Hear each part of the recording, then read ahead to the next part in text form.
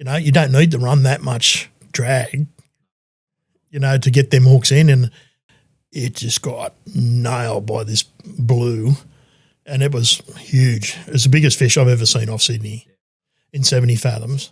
Then we hear this, "Gar warning has just hit Port Lincoln." He said, "Oh, we better go." So he goes to start the boat, goes, zzz, zzz. He said, "Oh, yeah, I've had a problem with my starter motor."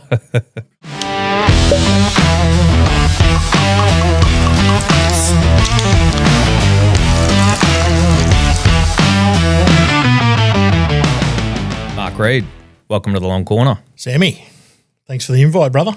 All good, mate. Good to have you here this morning. We'll start off with a bit of an introduction, mate, like we normally do here. So you're probably most well known from your career with Furuno in Australia with Taylor Marine there, and you're an account manager with that business for covering New South Wales and Victorian sales. Is that right? That's correct, mate. Yep. So probably anyone that's been to a boat show in the last 20 years on the East Coast between Melbourne, Sydney, Sanctuary Cove, they probably know the face pretty well. Sure do, mate. Geez, I've done a few of them over my time, but I really enjoyed the boat show circuit, mate. It was good, yeah. Yeah, big circuit for you guys. Huge, for sure. Mate. Yeah, I've done every boat show in Australia just about, mate, bar Darwin, from Cairns to Adelaide to, Sydney, Melbourne. I think you said you'd done every Sanctuary Cove. Yeah, done every Sanctuary Cove bar this year. This year was the first year I never did it. Had a year off, mate. Yeah, it's been good. Yeah, fantastic. So, obviously in addition to your role with Furuno here, you started life as a mechanical engineer in the lift industry, and then did my apprenticeship there. Yeah. Transitioned into, I think it was marine tech, wasn't it, back in the day? Started in marine tech in, I think it was 88. Okay. Yeah, it was when I first started running just as a rep kind of, Yep. Through New South Wales and set a dealer network up in New South Wales, and did really well. It was a great product. Had quite a few sounders in the range. Never had any plotters at that stage, just more sounder side of things, just an entry level, 50 kilohertz to 200 kilohertz, and it worked really well and took a market by storm, to be honest with you, Sammy. It really, the market needed a marine tech in that marketplace, and it kicked ass. It really did well. Yeah, okay. So that was your introduction to the marine industry and the electronics side. Yeah, it was funny how I got into it. Like one of my best mates, Damien Curvis, which Damo, now works at Webb Marine. He was working for the tackle shop at Waverley, and I just had months working on one building site, and I was over it a bit. So he said, "Hey, we're doing Sydney Boat Show. Can you come and give us a hand?" I said, "Yeah, for sure, I'm in." So selling a bit of fish and tackle with the tackle shop at Waverley, and then next door to them was a company called Australian Resources, Asian Australian Resources, which were the agents for Marine Tech. And cut a long story short, by the end of the show, mate, I was working for them. You had a job. Yeah. There you go.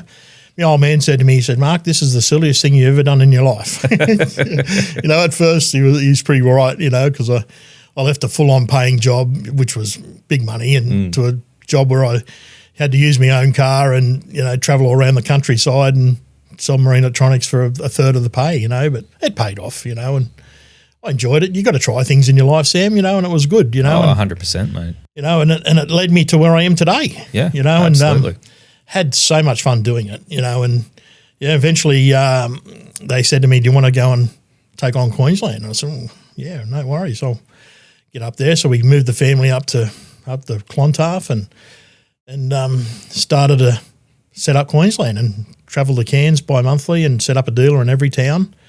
And virtually same as what I did in New South Wales, set up dealers from the border, from Eden virtually all the way back to Sydney and all the way up to Cairns. And, it got to a stage once they knew what I was like and we had a dealer network set up, it kind of worked really well. And we had a great product range at that stage. And, so go to Cairns every bi-monthly and bi-monthly again to Adelaide, and all by car. All by road, yeah.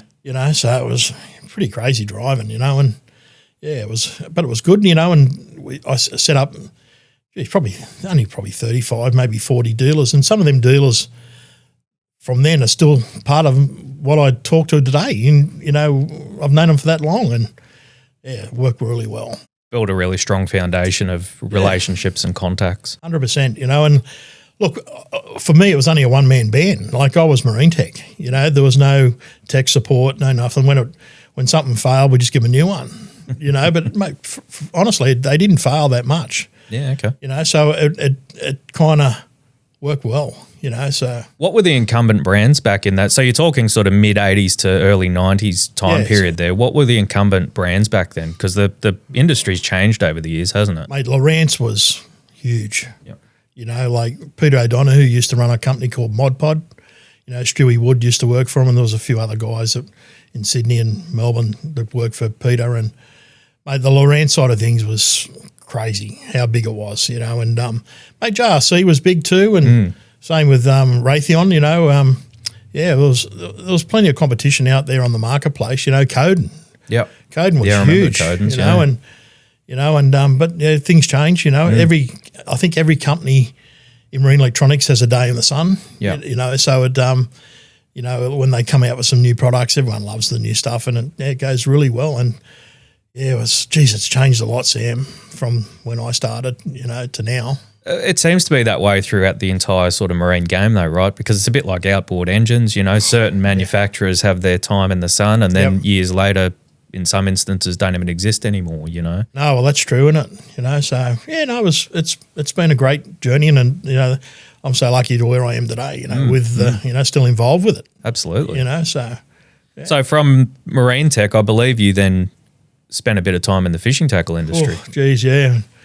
Yeah, I actually, when I moved back from Brisbane to Sydney, you know, which was probably the best thing I ever did in my life, to be honest with you, because, you know, we moved back to Sydney, you know, built a house. I built a house on top of my mum and dad's house, so eventually that was going to be mine. So it worked out really good, and then my kids grew up with my mum and dad. So this, you know, moving back to Sydney and doing the repping side of things for marine tech. But the problem what we had with marine tech is that at one stage there we had 7 sounders in the range, and then it went down to 2, and then it went to 1. So it kind of dried up. So this tackle shop come up for sale, and I was actually in partners with Marine Tech with it. We went 50-50 in it. Right. So I started, and eventually, you know, one of my other mates come in involved and bought Marine Tech out, and we done the tackle for, since about 94, 93 to 2002. Mm-hmm. And that was Hellraiser Tackle. Hellraiser Tackle and electronics, yeah. So still kept the electronic side of things, still in my blood, you know, because we still did all the boat shows, like Central Coast, Sydney and all that. And, you know, we bought a 6-ton truck and went down to Melbourne and, you know, chased the dollar. The circuit. Oh, mate, well, you know what it's like in winter, Sam. Like, you know, when the boat show started, and like every boat show cannonballed off one, you know. So Melbourne was kind of the first one, and then you'd come back and go across to Adelaide, and then come across from Adelaide and do Sydney. You know, so it was a month and a half of being away doing boat shows, and yeah, it did really well. You know, we selling tackle and marine electronics. You know, we were agents for Furuno at the time and Lowrance, Ray Marine at the time as well. But mate, it got to a stage where in the electronic side of things in Hellraiser is that we changed just to Furuno. You know, because the product range was bulletproof, didn't fail, and there was a bit of margin in the product, you know. So, and we had it kind of to ourselves in Sydney. So we did really well out of Furuno over that period of time, you know, and kicked a bit of butt with it, to be honest with you, and then the tackle. But look, the tackle side of things was a hard slug, you know, and as you know, mate, that's the fishing tackle industry, mate. You know, like 100 hours a week, you know, and we done dumb things, mate. You know, we started selling live bait and, you know, opening at 4 a.m. in the morning and shutting at 10 o'clock at night, you know, and then, it just got to a stage where I just burnt myself out, you know, and that's, you know, that's what kind of hurt us, you know, just, you know, you're just doing boat shows and you're just trying to keep that rent up and paying wages and all that. Then we opened a shop down at Wollongong. We had Mark Goodger and all that working for us. We bought Goodger's tackle out and he come and work for us. That was great. We had a great time there, and it worked really well. So we had the two, and they were doing really well. But mate, it got to a stage where you're doing so many hours a week for not much return, you know. And it kind of got to me towards the end, and I just said, mate, I'm done, you know. And I finished up in 2002, and kind of just had that, you know, I think 6 months off, or nearly a year it might have been. But I just, just decided to just have a break. Have a break, yep. And then, like I said to me missus, I had a 28 Bertram at the time, and I kind of lived on it down at Royal Motor Yacht Club at Port Ack and had a ball, you know, and all my mates used the boat and used it as their holiday. I'd go down to my boat and there'd be four other mates already on it, you know, so that was great, you know, but, you know, come to a point where, you know, reality set in and my missus said, "Hey, the school fees are due." So I just pay them. She says, "Yeah, the school fees are 18 grand. You got 4 in the bank." So I said, bit of an issue, yeah. Yeah, and then I said, well, geez, you know, I was good at Furuno and I seen there was a job vacancy, you know, for Furuno, and rang Dave Maitland in WA, and mate, 1st of April Fool's Day, 2003, I started with Taylor Marine. There you go. Yeah, and it was a great journey. It's been unbelievable. And that's lasted you basically ever since up until, I mean, obviously these days you're sort of semi-retired, but you're still working as a consultant to Furuno in Australia. Yeah, I do 2 days a week for them, which probably leads into 4 or 5 days a week. But, you know, just answer my phone, support people, do the social media side of things with Furuno Fishing Fanatics. Yep. And that's full on, you know, and like I've got a very big following, as in people that I've dealt with over the last 25, 30 years in the marine industry, you know, and they know what I'm like, and, you know, I get a phone call and say, "Hey, mate, I want to what do you recommend to do this?" And I just push it to a dealer within our dealer network, and, you know, and go through that scenario. You know, I'm kind of the wingman to Shano now. So when Shano's our East Coast account manager for lots of dealers. And that's Shane Beardmore you're talking about, right? Yeah, Shano. And, so when I get some decent scenario, it all goes back to our sales support, you know, just send all our orders and information back through sales@furuno.com.au, and that kind of, you know, gets the ball rolling for the end user, you know. So, yeah, and it works, you know, and like it's been unreal. I'm so stoked, really. They still allow me to do what I love, you know, which is selling and supporting the product, you know. And that's a 20-plus year tenure with one company and one brand, and that's sort of... Yeah, well, I started in 2002, and I'm still there now, so it's 23 years. So can't get rid of you, mate. No, part of the furniture. Yeah. You know, it was full on, but, you know, and like I was saying to you before, like we did lots of... It's all been about the fishing for me. Yeah. You know, over the years, and, you know, you go onto a fishing trip, you know, and you're away for 5 days, and you turn your phone off and turn it back on, and you got 600 missed calls. Takes you 6 weeks to catch up on them. You just can't. Yeah. You know, but mate, it's been amazing, you know, and such a great company, you know, and good people. And I know working in that role has also brought you into contact with a lot of really high level fishermen and captains, and so you've been able to you've been a bit exposed to the behind the scenes of how some of the better guys do it, and that's stuff that you wouldn't have seen if you weren't in that role. Well, Sam, I remember not that long, probably in the last 10 years, you know, down at Port Stephens, because we used to sponsor the Inner Club, and and we'd all go down there and set up displays and show people what's what and how it all works. And, you know, we went out with, you know, Ascari, which is Corey, who was running the boat at the time. And here's me and Shane sitting on the boat. We got Pliny on the deck, Sharky, you know, on the deck as well, and Corey driving the boat. I'm sitting here going, my God, these 3 guys are, you know, some of the best captains, top of the tree, crewmen in the world. And I'm here with them, you know, and it was, you know, and it was amazing. Yeah, privileged stuff. 100%. And Port Stephens for me was so much fun, because we did that for probably 8 or 9 years, I think, Sammy, and during that period too, it was an absolutely brilliant fishery. I mean, it still is, but obviously they sort of ebb and flow in terms of the fish numbers. But what's like up here? That's right. You know, 5 years ago, you'd go out and catch, like, what did James catch? 27 marlin in a day or something? 30. It's up on the wall there. 33. 33. That was we did 70 in 4 days that week. You know, like what was that? That was 2020. Wow. Yeah. You know, Port Stephens, you'd go out and catch 14. Yeah. You know, striped marlin. Big striped marlin too, You know, and you get the Grand Slam. I got a Grand Slam with Gary Holt one day, you know, so it was just amazing fishing. Yeah, great times. Yeah, it was a good part. So let's take it back. Where did you grow up, and how did you get into fishing? Like, what brought you into it?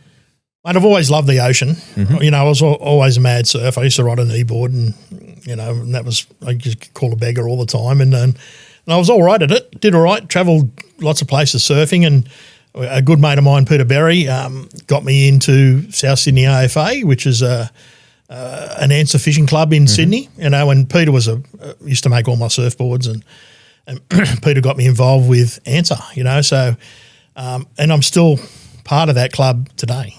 So that was in 1983, I think. And that ANSA, for people that may or may not be aware of it, is the Australian National Sport Fishing Association, I believe it stands for. And during that sort of 70s and 80s period, ANSA was very, very strong, wasn't it? Well, you have a look at all the major game fishermen. They all started with ANSA. Glenn Wright, from Tantrum, he was in our club, and then, as he got better and better at fishing in that game scenario, joined Sydney Game to be the president of Sydney Game, and mate, another person who he was mad on his marlin fishing, very good at it, Very good. For us, the fishing side of things for me, we fished the rocks, and there was nothing for us to go down, climb down the ladders at Yellow Rock at 4 o'clock in the morning in the dark and go and spin off the rock for Taylor and Benito, and mate, we even got a few bluefin off the rocks there, and and catching, live baiting Ludwig, for 30 to 40 pound Jews. Yeah, right.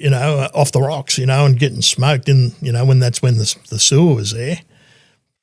It was amazing fishing, and you'd have 50 people on the rocks doing the same thing. Yeah, wow. Them days are gone, it was a pretty treacherous place to fish. You had to know how to fish it. Yeah. And I've seen people go in there, and thank God I never seen anyone pass away there. I was about 130 have. Wow. But fish the gutter, just round the corner for, the Ludwig side of things, and live baiting off Julianne for kingies, and did plenty of that, and then went down off the rocks, down off JB, and fished devils and the tubes and secret spots and gum Got right into that scene. Yeah. Yep. And never caught a marlin off the rocks, hooked one. First day I ever went live baiting off the rocks, diamond head, hooked the marlin. Oh, wow. Never caught one, hooked one since, but seen a couple caught at the tubes over the period of time. But mate, it was all about learning, catching. The guys are putting the hours, and I mean the guys put on the hours. They get there Thursday and they're still there Monday. Yeah. We got there Saturday morning, left Sunday arvo. So but if you just by chance it and catch one, it was great. And that was still during that period of time, I guess, too. A lot of it was still in its sort of pioneering. Everyone was still trying to sort of work it all out. Yeah. That was that Phil Atkinson guy that did that video of, down there, mate. The land-based addiction. Yeah, I actually think it's on YouTube now. Yeah, which it is, yeah. Anyone that hasn't seen it, and I think Marlin Off the Rocks is on there as well. That was just crazy, And, mate, there's times there you might hook a 30 kilo fish, and then there's times there you catch one 200. There's been a few fish caught over that 180 to 200 mark, and geez, you got to be lucky to catch, that last bend on the corner, up past the tube. Once they go up around there, goodbye. But if they turn, come back, go to the inner tubes, you're laughing. So that was good. And then I actually joined Sydney Game, fished there for probably 6 or 7 years as well. That was fun, So with Damo and a couple other mates on a boat, and we had a ball. It took us a long time before we really caught a lot of marlin. At that stage, were you into your own boat by then? Mate, I had a 4.5 metre Quinny, which I sold and bought a Yolta Craft, an 18.9 Yolta. Never caught a marlin out of my Yolta Craft, but hooked a few, But when I moved up here, I bought a Formula, Eden, like an Eden Craft, out of Cairns, and geez, killed it. Caught so many marlin out of that boat, and a lot of people caught their first marlin out of it as well, when we lived in Brisbane. But I ended up taking that back to Sydney, and we did well, So, and JB, had a really good mate that owned a property down there, so we could just leave the boat there and come back and That's back handy, and forth, and did a lot of fishing out of JB over a period of time. It was amazing fishing. And I understand you sort of used to prefer to fish that lighter line type stuff. Yeah, we played with the 10 kilo scenario side of things, and I think I was telling you before, we had this little spot off Sydney that mate, as most people say, Chop, you're a bit of a chicken shit. And I am. I don't want to be going 80 miles to sea, getting flogged, and So it was funny how this area come to me, and I found it, and it's predominantly catches marlin. It definitely works. And I was talking to Miko one day at Shimano, and I'm sitting there in his office, and he's got this photo of the wall, and there's this, I don't know, looks like 1,000-pound blue marlin. I said, geez, mate, is that in Cairns? He goes, Chop, it's a mile off Sydney. Wow. And that clicked. I went, oh, okay. And I went, oh, geez. And it was a big fish. I think Terry Dunphy hooked it. Don't quote me on it, but it was on a live striped tuna, I think. So, yeah, Miko told me all the best, mate, it was an animal. They lost it, So I said, oh, well, find the bait, find the fish. So this little spot I got off Kurnell, the wave rider, one day there I just went down to Cronulla and got some big slimies, and there was always lots of slimies in this Kurnell mark that I had, but they're all them little pencil slimies. Yep. So as soon as you started slow trolling a decent slimy, bang, So when you say in close off Kurnell, what sort of depth are you talking about? 36 fathoms. Yeah, there you go. Yeah, and mate, even hooked them on lures there. Right. So it was when we couldn't get bait, we just hooked a couple of good stripies there, and even once I moved up to Sydney, Brisbane, and moved back, I knew how to rig a gar. Mm-hmm. So I caught Damien quite a few striped marlin, not real big fish, but 30 to 60 kilos. Yep. In that 36 fathoms on a gari, and I showed a couple of mates of mine, Mark Gall, how to rig them, and mate, he got some thumper fish there, and I remember one day we took a bloke out in the clubs, Tony Steiner his name was, and I got a really big gar and rigged it, and mate, it got hammered by a big fish. Yeah, right. Yeah, it was 100 kilo stripe, and mate, we thought he knew how to fish pretty good, but he didn't do much marlin fishing, and he had it in free spool for about 3 minutes, and I'm seeing this fish jumping 300 metres away, and I said, mate, this is huge. Look how much drag it's pulled.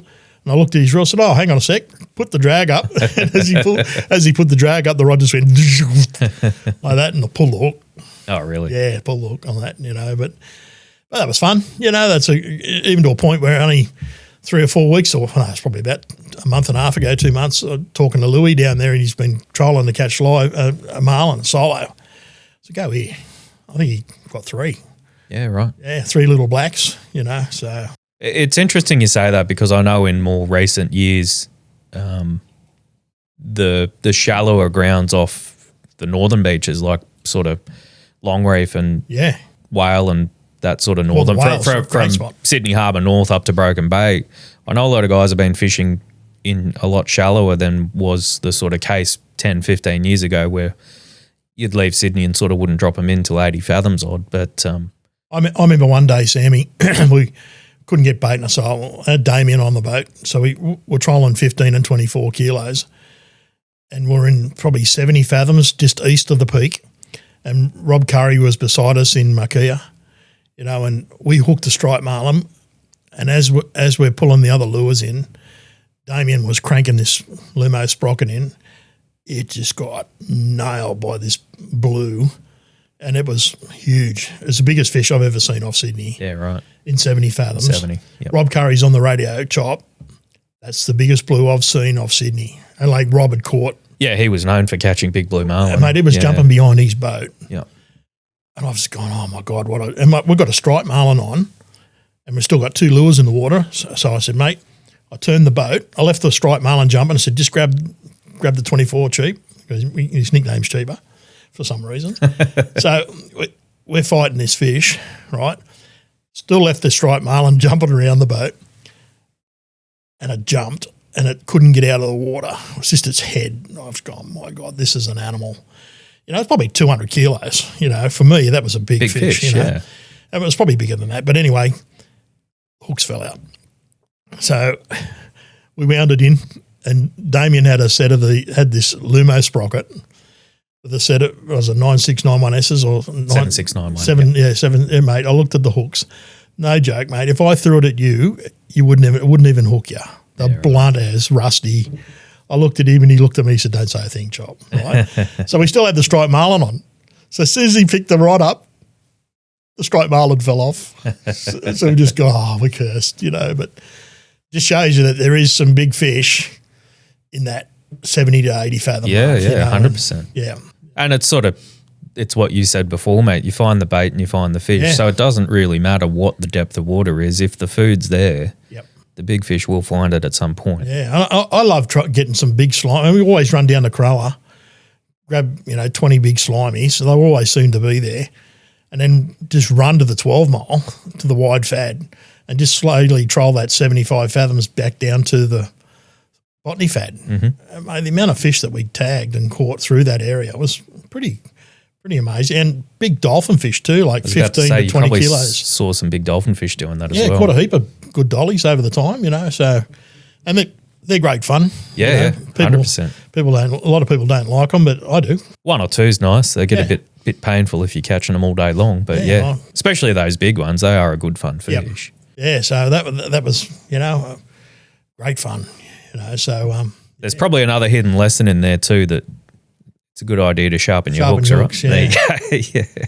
Well, I learned a lot about hooks over the journey, and geez, Pete, Pakula, and he helped us. I mean, I struggled at first trying to catch marlin on lures off my boat off Sydney, and I mean, a lot of people do, Chop. That's pretty normal. Yeah, but after talking to Pete and trying a few different things and changing my riggers to a 7 metre precision pole was a game changer. Is that because they're stiffer? 100%. Yeah, stiffer, and look, they're good for trolling big baits too. So trolling the lures is that always kind of get that leader out of the water. Right. Just have the head in the water if you can get it. Mm-hmm. And these poles allowed me to do that. Mate, first time we went out there and used them, and we caught and only using 10 kilo. Yep. We caught a 90 to 100 kilo stripe on a little Pakula. What they call them, a cockroach or something. A bit bigger than that. It was the same size as a cockroach, but different head, like a sprocket head. Mm-hmm. And no demo, we had 4 lures out, and I said, I'm going to put one out on the shotgun. He said, don't do that, and as I'm feeding it out, got him nailed. And then the rigger as well went off as well, so we had a double, and lost the one on the rigger, but got the one to the boat. We couldn't get the hooks out of it. I spent 20 minutes trying to pull these hooks out of this fish. Were they the lighter gauge hooks? Yeah. Okay. Was that part of the secret to fishing 10 kilo line once you started catching them, was going to a lighter gauge hook? Like dojos, or they sell 12s as well, so we rigged them up, double hooks, but you can't put a lot of pressure on the 12s, but the dojos you seem to be able to trace them a bit harder. Yeah, but this wasn't getting off. It didn't matter. Especially with 2 hooks in it. Yeah, and that was in the Botany Bay comp too, so that worked out well. Yeah, well, I mean, 90 to 100 kilo fish on 10 kilo line, you're into that 10 to 1 category, and they're really fantastic. 4 fish. hours, and chasing it and back and forth, and it was great, good fun. Yeah, well, there's a couple of tips there, and when you say precision riggers, that's Stewie McKenzie up on the Sunshine Coast there, and his outriggers are carbon fibre, so the poles are a lot lighter, a lot stiffer. And I guess that allows you to get away with having them a bit longer too on a smaller boat. What boat are you fishing out of at the moment? That was me 7 metre Eden craft. Yep. 233. So are you trying to get sort of the longest pole you can get for the size of your boat? Yep. Still have it all sort of manageable. Yeah. Yep. If you jump on my Facebook page, you'll see people laugh. They go, geez, why are they so big, mate? Getting them lures in the clean water, mate, definitely worked. Yeah, okay. It's all trial and error, Sammy, as you know. And there's no perfect answer, is there? Look, you're never going to catch them all. And, mate, there's times there where, on 10 kilo, running 3 kilos of strike drag, to start with, to try to get them hooks in was my biggest problem. You don't need to run that much, drag. No, definitely not. To get them hooks in. And half the time, often on the drop back, on the stinger, they're hooked already. Mm. They're in, So, there was my biggest drama was pulling the hooks out of the fish's mouth because we had too much drag on the... Buried so deep. Yeah. Yeah, and that's something, I guess, for For anyone that's had issues trying to hook striped marlin on lures, you certainly don't have issues getting bites, but they can be a bit temperamental to hook, especially those smaller fish in that sort of 50, 60, 70 kilo class. Yeah. It can be sometimes counterintuitive, but I've found in the past it's actually better to back your drag off on the 100%. bite than it is to put it up. True. So as I say, counterintuitive, a lot of people think more drag's going to punch a hook in, but it actually goes the other way. And if you're fishing, especially if you're fishing heavier tackle, 24 or 37 kilo line, sometimes it's better to actually pull your drag back to 4 or 5 kilos on the bite, and you'll probably find you'll hook a few more. For sure. Totally agree there, Sammy. So, and you know that, with your fat boy lures and all that type of things, like how to swim them. Yeah, but again, it's all had to learn the hard way over a very long time to work out what doesn't work before you can work out what does. And knowing your boat. Yeah. And like, where to position that lure on your boat that's going to get the bite, and I didn't think it made much difference, but geez, we used to set up tag lines on our main lines where we set the lures, just whip some wax thread on it and that's let it out to that and then straight to the clip or to the, tag line. That's a good tip too, because I especially in say a tournament scenario or if there's a bit of a hot bite going on, that allows you by having those peg markers on your line, you can just free spool your gear straight back out, get them up, and you're back fishing really quick. Whereas if you haven't got your lines marked, you're sort of free spooling them back and thinking, oh, is that where you want it? Oh, I think it was about there. It sort of eliminates all of that guesswork, doesn't it? Especially with live baiting as well. Yeah, okay. When we were down at JB, one day we caught 2, and then Angelo Panadol, God rest his soul. But he went north on 07 or 09. He said, come up here, Chop. I said, I'm not leaving. I'm going where I am. He said, no, come up. So we went up there all morning, seen nothing. I'm going back to where I got him the day before. So I'd run back down, put 3 liveys out, all on the, the clips that we had set on the tag lines, the wax thread. Mate, I come across this bait ball and there was 20 marlin on it. Wow. And I said, oh, mate, we're going to get gangbanged here. And as soon as I said it, both riggers went off and I'm cranking in the stinger in the middle. It goes off. So we had 3 fish on, 2 of us on the boat. And Damo's, as slow as a snail, and anyway, we got one in and I ended up cutting the other one off, and the other one just pulled hook as well. So amazing fishing, when you get that bait ball action out of JB, and it's only 7 miles off the coast. It's perfect for what I love doing. Yep. And we'll run in heavier line then, 15, 24 kilos. So it was caught heaps on them bait schools down at JB, and lots of people did. Yep. And still do. Yeah, 100%. Well, mate, this year's been the season from hell. Well, probably from heaven, to be honest. Yeah. It's absolutely off the Richter scale. Best season ever. Yeah. I'd even fished bandits, down there Wollongong there for a couple of times. And, mate, we had some days there where we hooked 8 fish and tagged 3 and the biggest problem we had there was bloody seals. Yeah, okay. But geez, we caught some. I caught one black marlin there with Damien. It's on my Facebook page. God, it's a big black. Big fish. Yeah, big fish. 150, 200 kilos, and. Look, that whole stretch from, Broken Bay South all the way down to JB, it's a pretty terrific fishery all the way through, Yep. Sydney and Wollongong are just unreal game fisheries. I kind of miss it, Sam, come up here to catch some marlin and, but since we've been here, mate, haven't seen one. Yeah, they're here. Yeah. It's just more of a blue marlin fishery at the moment. The black marlin thing's not happened the last 2 summers. It'll happen, but it'll come back. Oh, look, they're there, and it to be honest, it's just back to being a normal fishery. The problem is when you're coming off mega numbers, which is what happened on the South Coast this year. If they go back to only catching 2 or 3 fish a day next year, they'll probably all be saying, oh, this is pretty slow. But really, 2 or 3 marlin a day in any fishery in the world, that's as good as you really can hope for. What about Port Stephens I think year before last, like that inner club, they tagged that many fish. I think Scotty alone got 300. He's had some big seasons. Oh, mate. You know, that's just, you know, amazing fishing. And the thing is that bugs me is that there's nothing off the Cape, there's nothing off the Gold Coast, but the Tweed's going off its head, Wooley's going off its head. So it's just that they just miss you. Yeah. You know, follow that bait, you know, so.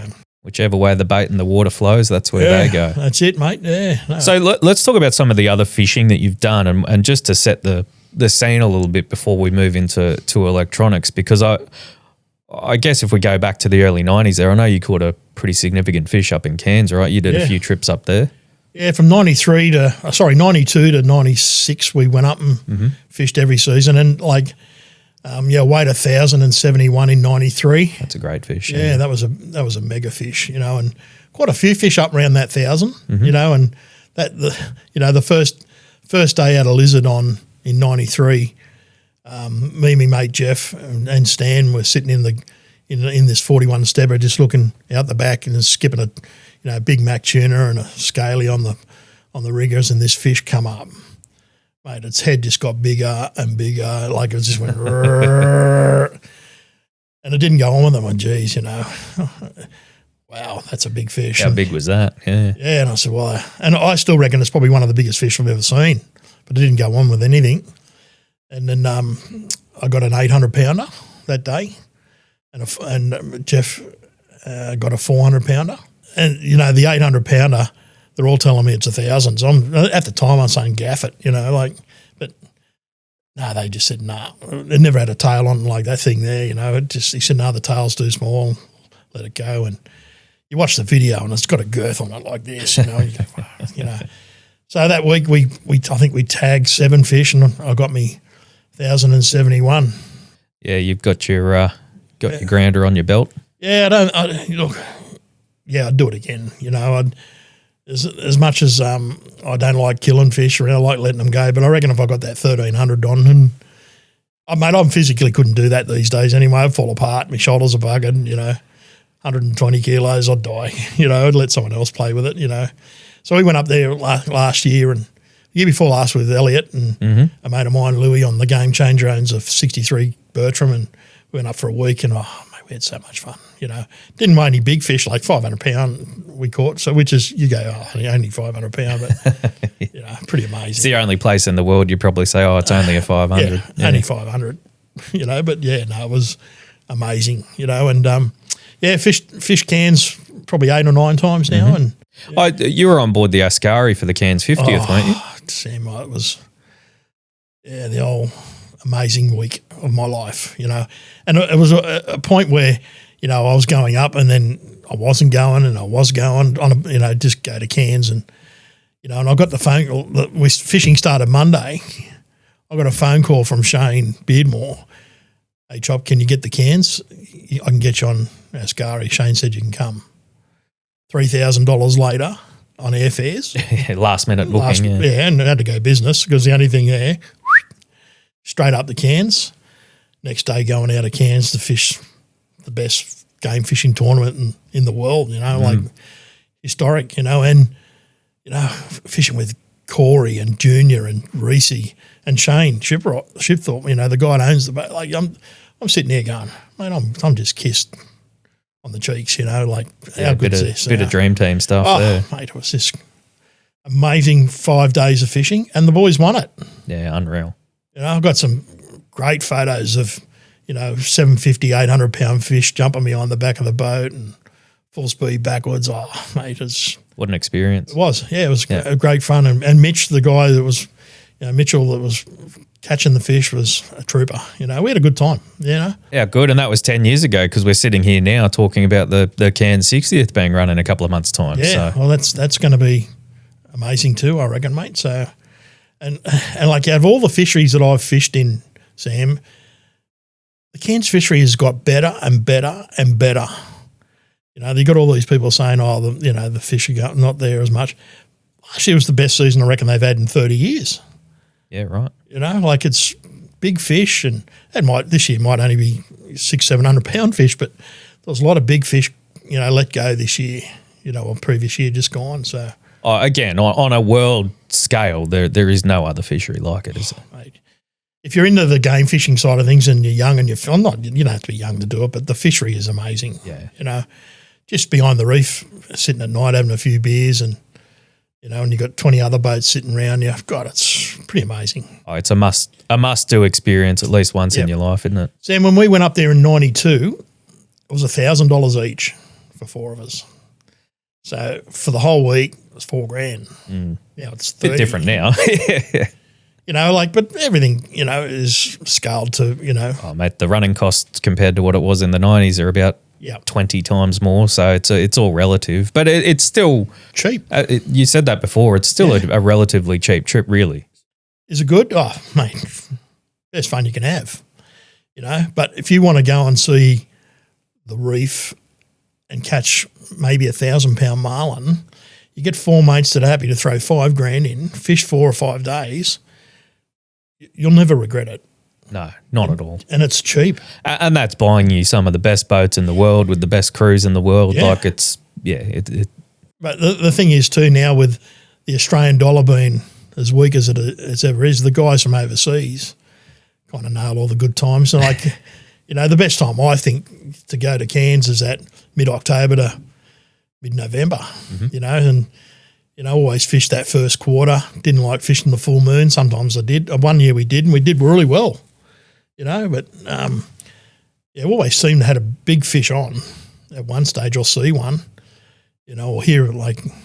Or someone nearby. Yeah, someone's caught, you know, a big fish. And you can travel from, you know, Linden Bank to Lizard in a day if you want to run up, you know, on the inside, and, you know, or, you know, run up to number 5 and then fish to 10. Geez, that number 10, geez, you know, that is safe anchorage. It's, you know, you got Lizard Island in the background. And like number 10's the biggest reef, biggest opening, you know, and it was, crazy fishing, you know, and and just not the marlin. Just one year there we got a 35 kilo wahoo, you know, and like big wahoo, monster. Yeah, it's full Jurassic Park stuff up there, really. It's isn't it? you know, and it's just great place. Yeah, unreal, mate. So look, you touched on it briefly there. I know you've done a lot of trips on the Cannon, which is a big sort of mother shipping charter vessel that leaves out of Darwin and fishes the top end there. So that's mostly sort of coastal wild barra fishing and just general sport fishing, isn't it? Queenfish and trevally and all that. Mainly all barra. Okay, all barra. And like we go out and catch finger mark and stuff like that on the reefs and dewies, you know.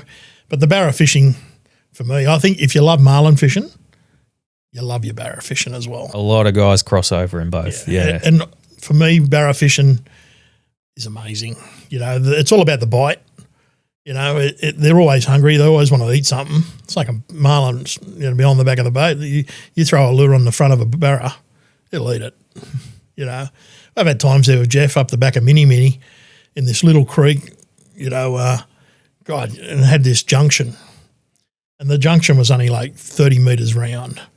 And the current used to run through there. You'd see these fish, you know, just swim past. You go, got him on. We got 114 barra in an afternoon. That's a big arvo. Sorry, in the morning. Sorry. Big morning. Yeah. And then Charlie, our other mate, they got 180 in the arvo. Wow. You know, so in this area, they weren't big fish, you know, 50 centimetres to 80, you know, but there is the odd big fish there, you know, so... Yeah, that was the back of Mini. God. Man and Greeter. Yep. Yeah, it was pretty crazy fishing, you know. So, and and now you're doing it down here in the dams. Oh, the dam fishing, geez. You know, I got involved with Jason William, you know, Jace. You know, this is going back into, geez, when was that? Early 2001, maybe 2, I forget now. But went up to Wonga with him. Me and Jeff and Charlie was. Yeah, he was gifted angler for guiding, you know, he owned Barra Madness and did amazing fishing. He took us to this place called the Pet Cemetery, you know, so because when the dam drops in the water temperature, some of the barra can't handle the drop in temperature, so they go to this spot to heat up or die. And he goes, Chop, whatever you do, don't throw a lure at these fish. Okay. So I get there, mate, and there's barra everywhere. So what does I do? Flick a lure out, metre 17. Wow. He just looked at me and said, Chop, only you could do that. So, yeah, had a great time there. But, here, gee, I got a little 5 metre bluefin and all my mates come up from Sydney and get on Chop's G-up charters and we fish. Very expensive operation, that one, isn't it? Yeah, it is, mate. Yeah, it's crazy expensive and only take cash. Yeah. I wish, but we've caught 44 barra over a metre. Wow. Jeff, my best mate's caught the biggest 118. And just trolling big 9-inch shads and, also trolling the Reddick lures from Joshy. Oh, the Samakis, yeah. Samakis, yeah, they work, amazing. So, yeah, it's been great. This year was a bit tougher. I think we started our fishing just after that ABT and they got like 400 barra over that 2 or 3 days and I think they got a bit shy after that and, seen a few lures. Yeah, so that kind of spooked them a bit and every trip we've caught a metre barra, except one. Yeah, okay. So. That's pretty consistent. Mate, the first time I went up there with just me and Jeff, I think we hooked 30. Yeah, right. 3. We're hopeless. Unreal. Yeah, just pulling hooks and, just not knowing how to. Learning. Oh, mate, it was just double rigging them up with a stinger hook. Mm-hmm. I know how to do that pretty well now. There you go. Yeah, it was good. Got all my mates metre 3 to metre 7 barra. Damo's got probably 3 or 4 now. Okay. I rang Marcus up from Hunts, and I've always talked it up. I said, mate, I've not missed. Everyone catches a metre barra. Mate, the first day we got up, he come up and with Damien as well, had one run. That was it for 4 days. Famous last words, yeah. Never miss. Yeah, never miss, And then the next time we go up, we get 4. 2 or 3 weeks later. So, yeah, that's fishing, buddy. That's fishing, isn't it? Yeah. It's not called catching. No, that's right. It'd be a bit boring if you did catch them every time. Yeah, no, it was great, so. There you go. And look, just sort of, just setting the scene to sort of show people that are watching and listening that, we are going to move into a conversation about marine electronics and the Furuno gear, but we're just trying to set the scene here that yourself and the other guys that work with this equipment and, sell it, you actually are fishermen, so the advice and the knowledge that you're sharing from the electronics perspective, it is actually based on your experiences on the water, yeah, well, isn't it? It's all part of it. Yeah. So you've done big trips to New Zealand, Newcastle, big Kings and GTs and big snapper down in South Australia. Pretty broad sort of coverage of fishing, isn't it? Yeah, mate. The NZ side of things, a good mate of mine, Mark Armistead, used to run extreme charters. Stan Constantaris was his best mate and we got involved and we went over there and fished Schooner Rocks and out of Tauranga, mate, we took Damien over there, to catch a 30-kilo kingy. Stan and I had caught 2 or 3 fish to 30-odd kilos. Damien, when he was working for Rapala, had his Irakuma reels and, even though they worked all right, but not on 30-kilo Not much kings, works all right on a genuine 30-kilo king. Yeah. He had this, red, stick bait. And, we're throwing bluefish carpenters worth $300 a pop, and he couldn't catch one to save himself, and then Stan says, yeah, have a go on my rod. And he got one over 30 kilos. Massive. Yeah, and fighting a 30-kilo king on a stick bait in 15 metres of water, all about it.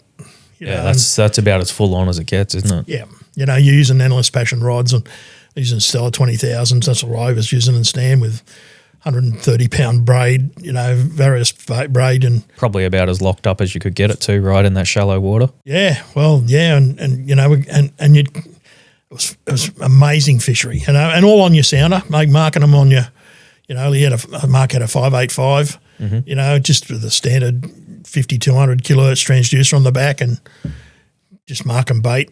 Mate, Sam, have you ever been there? No, not Sam. Not that I've fishery. never seen bait in my life like this. Oh, really? And I'm talking 3 kilo salmon. And you're seeing these 30 to 40 kilo kings smashing them. Just wolf them down. Acres. Wow. Acres of salmon. And mate, you look in the water and you see these big green yellow puddles. Looks like someone's peed in the water. They're kings. Yeah, right. So you just flick your stick bait into the yellow water. Mate, I don't know how many stick baits we lost, but lots, but Yeah, just to, catch that big fish. And then we went up to a place called Mare Island, which is out of Taronga, but probably 20 miles north, and it's a great place to catch lots of kings. And we're catching them 10 to 15 kilos. Every second cast, you get one on a stick bait. By the end of the week, you need plenty of Panadol. And a chiropractor. Yeah, And then we did the new cow for GTs. I don't know if you've ever done that, but if you're into that heavy tackle, spinning stick baits, top water stuff. Yeah.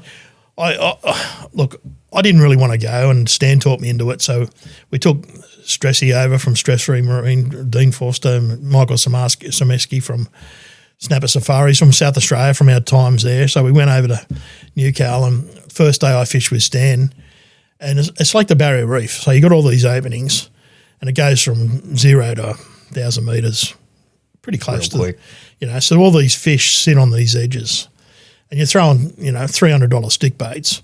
Stan lost 11 in an afternoon. It's an expensive day, yeah. Yeah, and you can't just take all your tackle over. Yeah. So Stan and the boys used to freight them over prior to going. So they had a supply of carpenters like you wouldn't believe. And the biggest GT I caught was probably 45 kilos. Yeah, right. That's a big fish. Yeah, well, I needed a shoulder reconstruction after I come back from Newcastle. There you go. Yeah, that'll do it. Yeah, so that was amazing. Yeah, it was something that I'll never forget. But it is a scary place, Newcastle. You see the locals walking around bare feet with a shotgun and a machete with a pig on their shoulders. Yeah, it's pretty amazing, mate. Yeah. Confronting. Yeah, well, Stan's had some trips there where the locals righted and tipped police cars on the roof and lit fires, lit it up, and I don't want to be involved with that. No, so not to catch a fish. Nah. Yeah, but Stan's done that probably 15 times. Yeah, okay. They go there for the bonefish as well, so. Yeah, and there's a good game fishery there. We export some of our lures to Newcastle, and they have a pretty good marlin fishery over there. Sure do, mate. And all the other game fish as well. We've done a few boats with Short Marine that have gone to, I think his name is Yorkie. He's a Toyota dealer in Newcastle. He had a Graham McCloy's boat, Kaboom. Yeah, that's right. They did go over there. That was from Newcastle, and some of the spots I remember seeing him at Sanctuary Cove Boat Show and went through a few spots and showed him this canyon, which is like 20 miles out of Nevada. It comes from 3,000 metres to 120 metres. You see the bottom. Wow.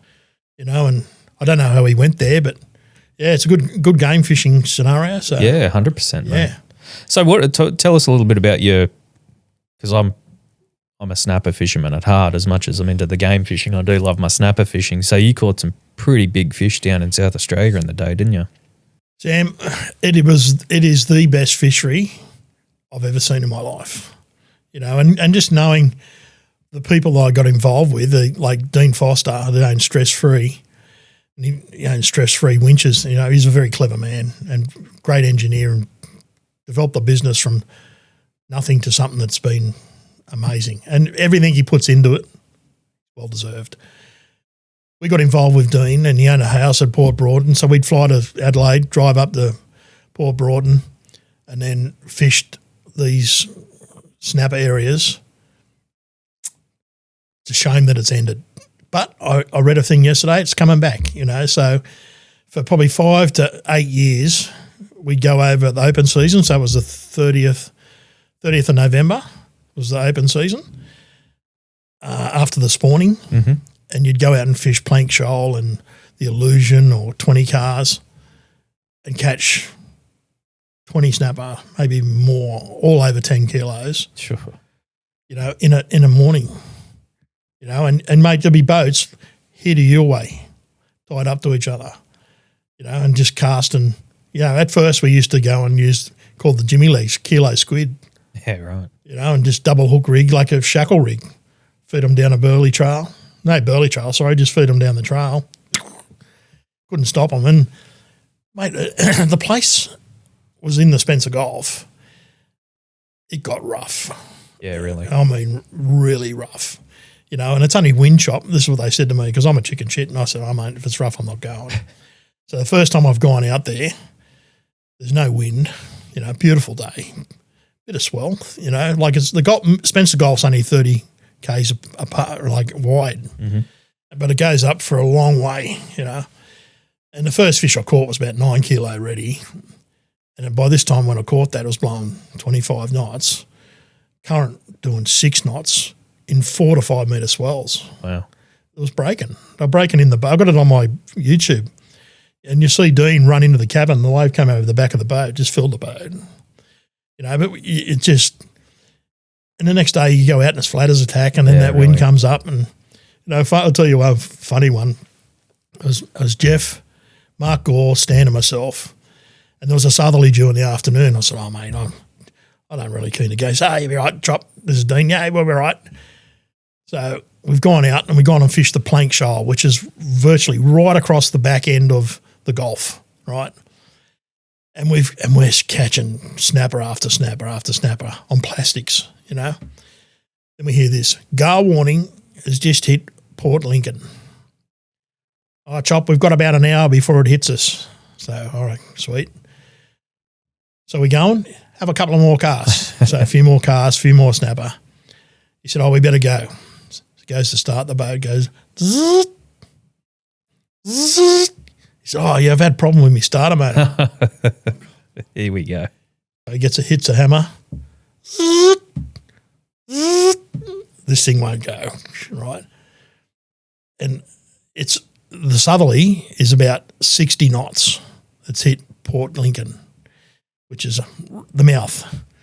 So I've pulled the starter motor off this boat, pulled all the brushes out, sprayed it with WD, got a Coke can and cut the tin foil out of it, put it on the brush, put it in. Yeah, stop, that won't work. I said, it'll work. Put it back in, tighten it all up. It goes. We got back into the marina, like into the Port Broughton. And Port Broughton's got a set of leads that goes for like 3 Ks. We've just got into these leads. This wind's hit us and the palm trees just went. We just look. You probably been right. You just would have had a drift, but mate, it would have been scary as hell. You know? 60 knots southerly in that part of the world. You're completely exposed to the south. There's nothing below you, and they got the desert on the other side. You know, so the current was raging. You know, and you got 3 to 4 metre wind chop. You know, and white sharks like you've never seen.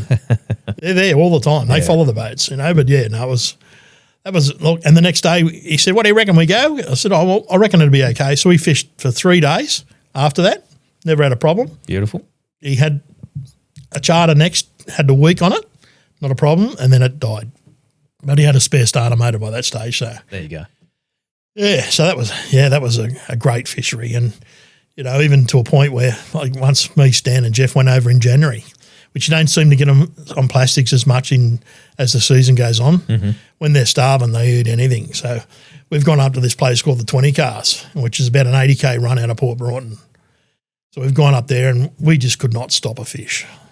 Couldn't stop them. Just big, angry fish. Jeff got the only fish for the morning. It was over 11 kilos. Wow. You know, and he caught it on 6 kilo line too. What a great fish, yeah. Amazing. And then this bloody southerly hit us, which wasn't predicted, 30 knots. So we punched 40 Ks back up to Plank Shoal, and me and Stan sat down the back of the boat, tied ourselves into it, and just got drenched, absolutely drenched. You know, and then we fished, and then the wind dropped right off. We fished the Arvo and caught probably another 20 snapper from 8 to 10 kilos. Yeah, you know, tremendous class of fish. They're still there, you know, and then after all that fishery kind of died off, and I think Michael Semeski owns Snapper Safaris, bought Stress Free. You know, so sorry, no, he started Snapper Safaris up with Stress Free's original boat, and we went and started going fishing with Michael. You know, on Snapper Safaris, and he had a house at Fowler's Bay. I don't know if you've ever heard of Fowler's Bay, but it's 2 hours drive from Ceduna. So you fly to Adelaide, fly to Ceduna, then drive 2 hours to Fowler's Bay. So we fished out of Fowler's, and fished in places called the Cascos and Yong Reef and all these areas, and they're big runs, 50, 60 Ks down the coast. Not another boat in sight. So this is my worst nightmare. I like that shit. Fishing in the middle of nowhere, middle of Bass Strait. Very remote. 100%. And I said to Mike, I said, what happens if you break down? He said, you just drift for 3 days. Oh, yeah. And the weather overnight goes from 0 to 50 knots, 6 metre swells within a day. We've sat on the points watching these waves break, and it was. But geez, we caught some massive, Samson fish, and I caught a 3 kilo salmon, stuck it out live, and I couldn't stop the Samson fish on 100 pound line, braid. Yeah, it was crazy. So, what was the biggest snapper you caught in all your time down there? My biggest was about 11.5 kilos. Yeah, it's a nice fish. Yeah, Stan's biggest one was 14. Wow. And Michael had caught one 19 kilos. Holy demon. From Snapper Safaris. Yeah, right. Yeah, big fish, But then, look, they closed the fishery, what I've been told now by the guys that fish that area, they catch them whiting and the snapper eat the whiting. Yeah. So the snapper have come back big time. They've rebounded. That's great. That's really good news. The commercial fishery there was pretty sad, to be honest with you. It needed to be controlled, like when they're catching 100 snapper and getting 30 cents a kilo for it. Yeah, it's a bit of a wasted resource. They put 1,500 hooks out, Sam. Lay long line them and just pull them in. Them days are gone. Very good crab fishery, like sand crabs. Pretty amazing, to be honest with you. Okay. Well, mate, we're actually just a bit over an hour in here, so we might take a break now and end this as part one, and we'll come back shortly in part two, and let's move into the electronics conversation and cover a little bit of that stuff. Legend. All right. Thanks, Mark. Thanks, Sammy.